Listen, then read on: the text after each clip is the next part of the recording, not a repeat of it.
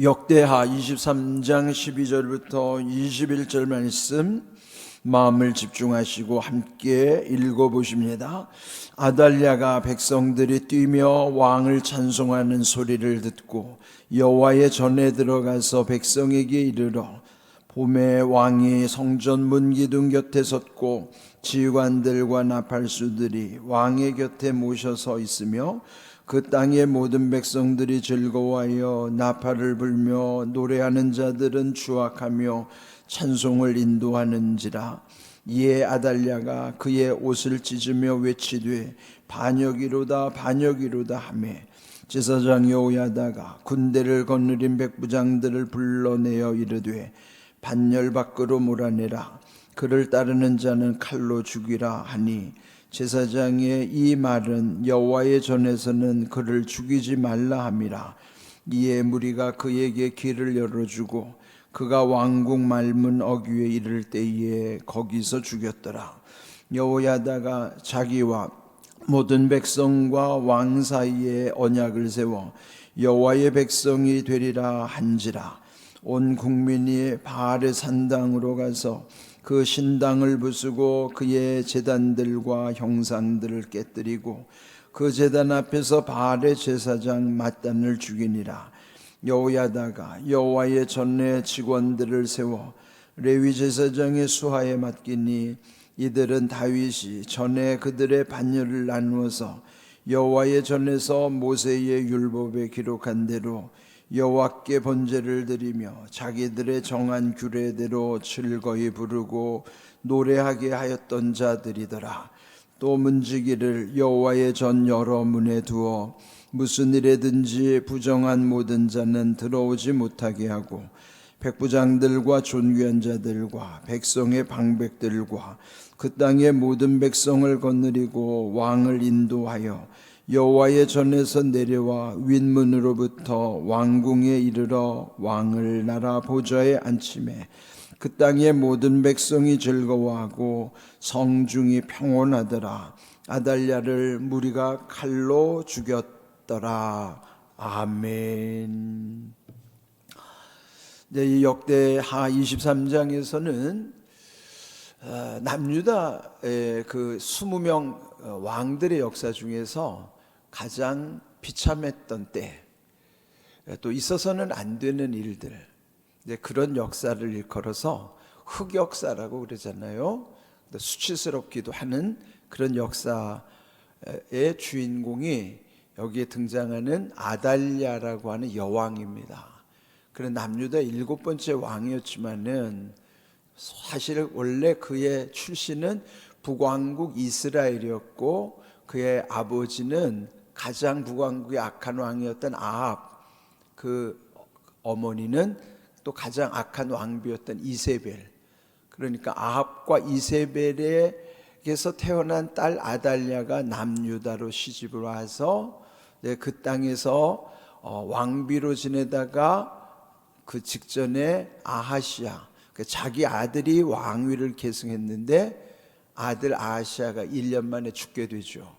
그래서 결국은 자기가 반역을 일으켜서 다음 왕이들 자기 손주들을 죽이고 자기가 스스로 왕이 된 거예요. 그래서 7번째 아달랴 여왕으로 7년을 다스리는데, 우리 앞에서 보았던 대로 자기는 다 그 씨를 말려서 죽인 줄 알았는데, 그때 그나마 당시 제사장이었던 여호야다 부부가 그 왕손의 씨를 몰래 빼돌린 거예요. 그 이름이 이제 요아스라고 하는, 그때 1살 태어나던 해에 그 요아스 어린 왕자를 몰래 숨겨서 7년을 키우게 되고, 7년이 되던 해에 다시 그 아달랴를 몰아내는 일, 이제 그 작전을 치밀하게 세웠고, 그래서 이제 그 모든 일 가운데 이 아달랴를 처단하고 그 다윗의 혈통인 요아스 7살 난 어린 왕을 8번째 왕으로 세우는 과정이 이제 여기 기록이 되는 것이죠. 자, 12절을 보시면은 이 아달랴는 지금 이제 왕위를 찬탈한 이 악한 여자, 그래도 일단은 왕이니까요, 여왕으로서 백성들이 뛰며 왕을 찬송하는 소리를 듣고 여호와의 전에 들어가서 백성에게 이르러 보매 왕이 성전문 기둥 곁에 섰고 지휘관들과 나팔수들이 왕의 곁에 모셔서 있으며 그 땅의 모든 백성들이 즐거워하여 나팔을 불며 노래하는 자들은 주악하며 찬송을 인도하는지라. 이에 아달랴가 그의 옷을 찢으며 외치되 반역이로다 반역이로다. 자기가 반역을 일으켜서 왕권을 찬탈했는데 이제 다시 모든 것을 제자리로 돌려놓으려고 하는 것이죠. 원래의 자리로 돌려놓으려고 하는 그 중요한 역할을 감당했던 것이 당시에 여호야다 제사장이었어요. 근데 그는 요아스라고 하는 어린 왕자의 고모부이기도 하죠. 그러니까 고모와 고모부가 그 어린 왕자를 몰래 숨겨 키우게 된 것이죠. 그런데 이제 결국 이 아달랴가 이제 이 갑자기 일어난 일을 자기도 몰랐는데 결국 이 백성들이 다 합세해서 찬송을 부르고 그 모든 백성이 즐거워했다 그랬어요. 그러면서 이제 이 혼비백산한 상태에서의 이 아달랴를 이제 처단하는 내용입니다. 14절 제사장 여호야다가 지휘를 하는데 그 백부장들에게 말하기를 반열 밖으로 몰아내라. 이 아달랴를 몰아내게 하고 또 그를 추종하는 이들은 칼로 죽이라. 그러나 여호와의 전 그 성전에서는 그를 죽이지 말라. 그러니까 성전은 거룩한 곳이니 거기에서 죽이지 말고 대신 15절 무리가 그에게 길을 열어주고 그가 왕궁 말문 어귀에 이를 때 거기서 죽였다. 그러니까 지금 아달랴를 마치 그 토끼몰이 하듯이 지금 성전에서는 죽임 그 거룩한 곳에서 부정하게 하면 안 되니까 오히려 거기는 이제 이제 잘 빠져나가도록 하고 그 성전 바깥으로 나갈 때 그 어귀에서 그를 처단하게 하는 거예요. 그러면은 이 아달랴 입장에서는 자기가 가는 길이 안전한 것처럼 보이는데 사실은 그 길이 죽음의 길인 거예요. 그렇게 해서 결국은 이제 이 아달랴를 제거하게 되는 것이죠. 근데 이 여호야다 제사장의 이름이 여호라는 여호와를 뜻하는 것이고 야다라는 것은요 히브리어로 알다 그런 뜻이 아는 것. 그래 이 야다라고 하는 아는 것은 머리로 아는 게 아니고 몸을 통해서 체험적으로 경험을 통해서 아는 것을 야다라 하는 거예요. 여호야다라는 건 여호와께서 아신다 그런 뜻이죠.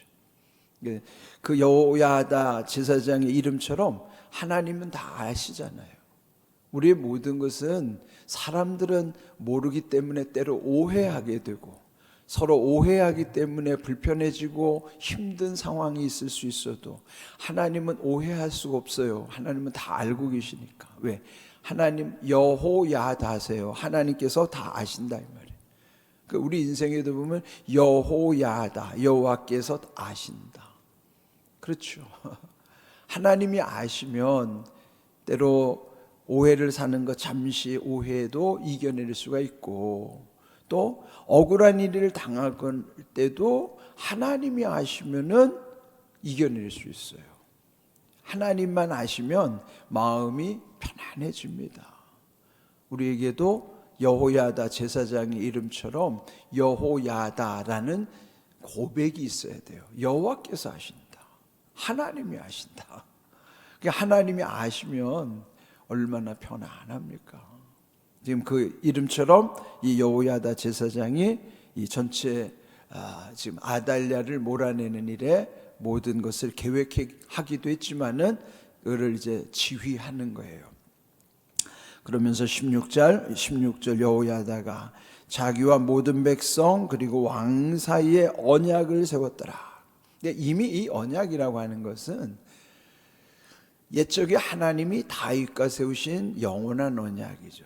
물론 그 이전에도 많은 언약이 있었는데 하나님과 세우시는 언약의 가장 기본은 뭘까요? 거기 표현된 대로 여호와의 백성이 되리라라고 하는 내용이에요. 이미 구약에서도 우리에게 알려주신 것처럼 나는 너희의 하나님이 되고 너희는 내 백성이 되리라. 이게 언약의 기본이에요. 그러니까 그런 관계를 맺는 것이잖아요. 그게 뭐든지 관계를 맺으면 거기에 관심이 생기는 것처럼 하나님은 우리를 먼저 관계 맺기를 하는 거예요. 나는 너희의 하나님이 되면서 너희는 나의 백성이고, 뿐만 아니라 예수님을 통해서 우리는 하나님의 자녀로 세워졌다는 사실. 그래서 예수님은 우리에게 하나님이 아버지라는 사실을 계속 강조하시는 거예요. 하나님이 아버지라는 사실을 알려준 게 예수님 아니에요? 그리고 예수님은 늘 하나님 아버지를 찾고 우리에게 하나님 아버지를 더 많이 알게 하시는 거예요.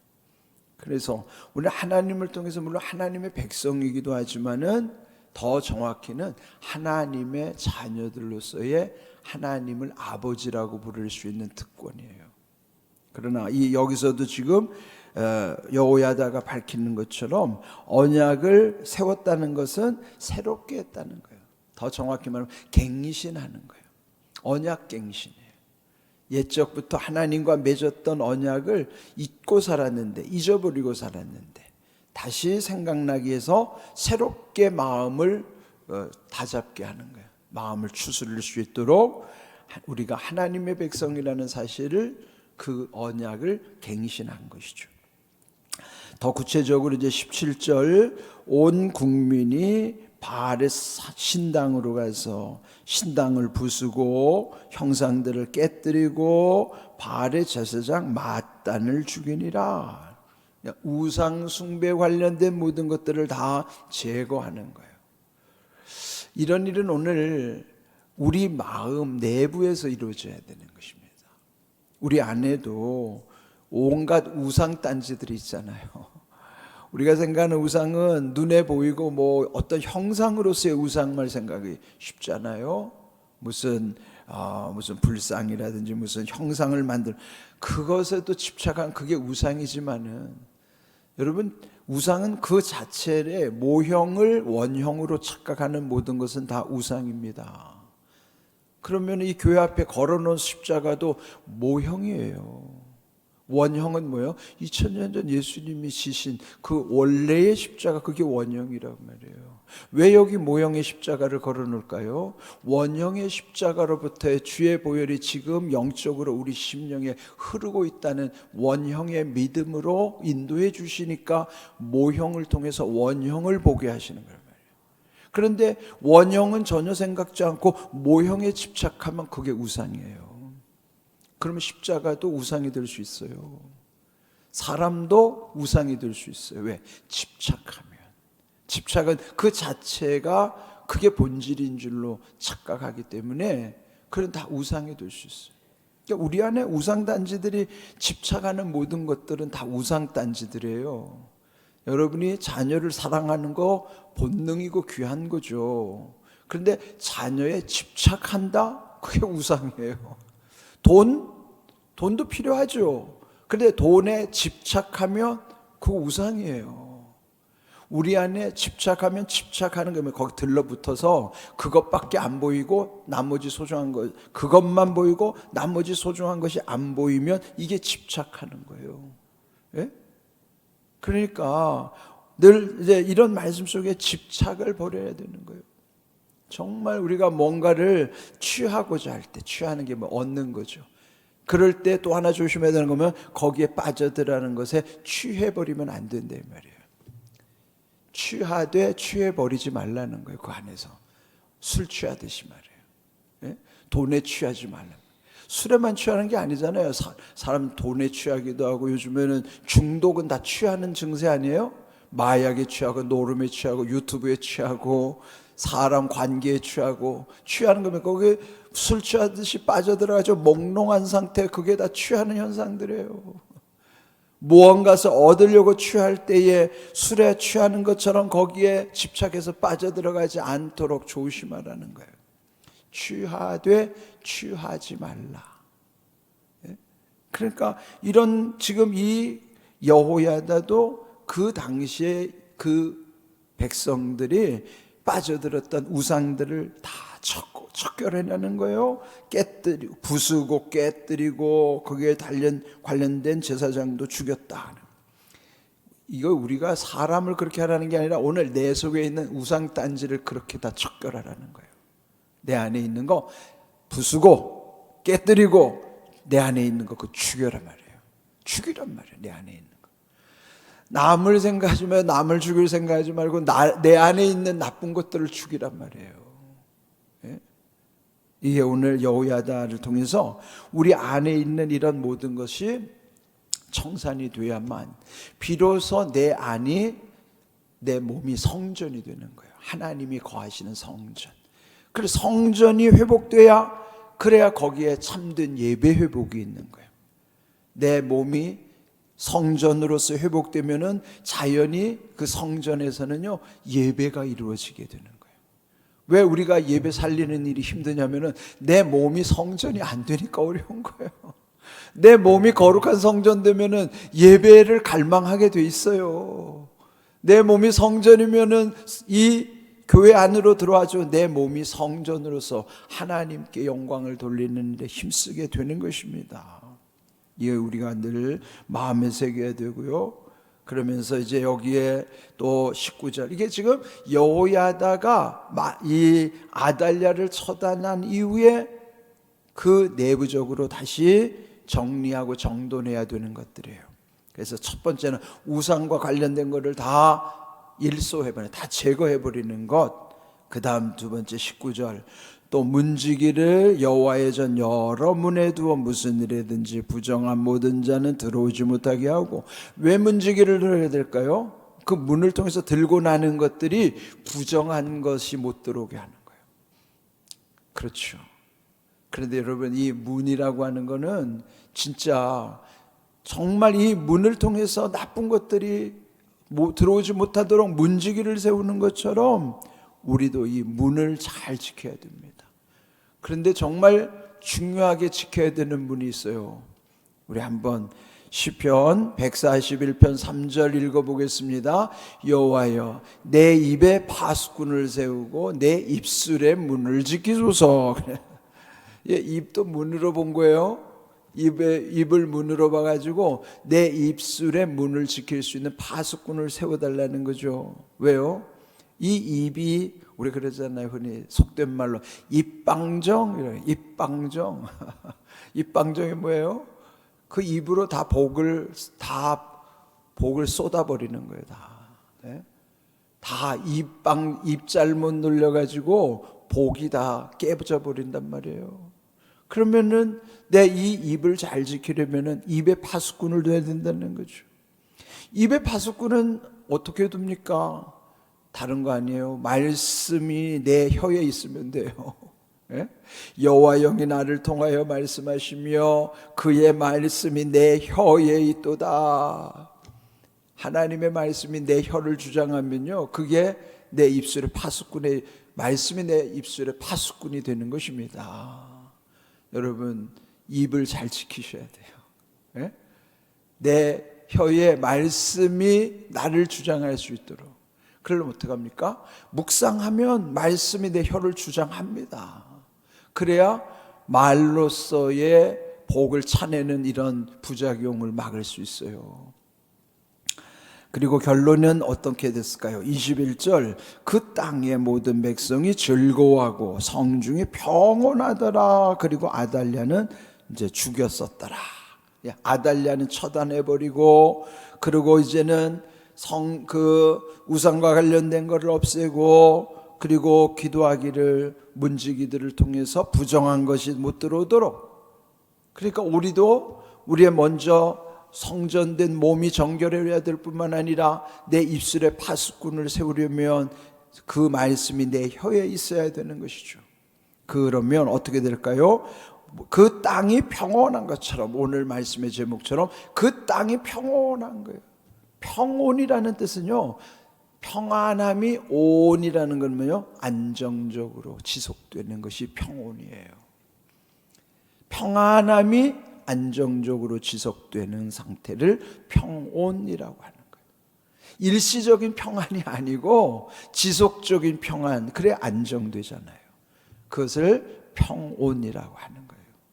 왜 이 평온이 중요한가 하면 시편 107편 30절 우리 함께 읽어봅니다. 그들이 평온함으로 말미암아 기뻐하는 중에 여호와께서 그들이 바라는 항구로 인도하시는도다 그랬어요. 평온함으로 말미암아라는 게 그게 그 원인이 되어야 됩니다. 그 평온함으로 인하여 기뻐하는 거예요. 여러분의 삶이 평온해야 기쁨이 오고 마침내 바라는 항구, 옛날 성경에는 소원의 항구라고 번역을 해놨는데 소원의 항구로 우리를 인도해 주시는 겁니다. 소원의 항구는 뭐예요? 우리 어딘가를 가려면 이 인생을 마치 바다에 비유하면 바다의 배가 항구를 향해 가듯이 우리가 바라는 소원의 항구로 인도해 주시는 것은 평온함의 은혜 가운데 이루어지는 거예요.